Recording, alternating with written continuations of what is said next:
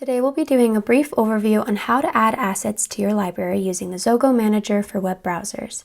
Tapping the Add New button in the right-hand corner, we'll see that we have the option to add image, URL, and video asset types individually, or choose a bulk upload.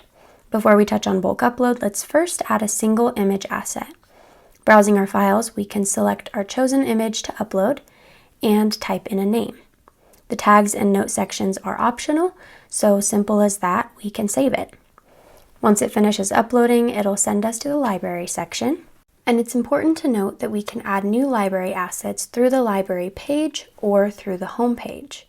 So as you can see, if I go to the home page here and click Add New, I have the option to add new library assets, or I can go to the library, and this time around, I'll select Bulk Upload.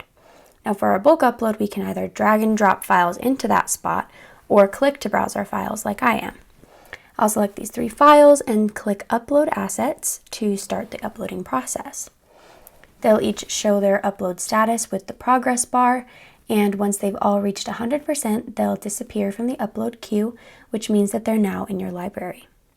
Once they're all cleared from the upload queue, we can check the home page to see recent library assets and find that although their thumbnail images haven't loaded into the browser yet, we can see the 4 new assets are uploaded into my library.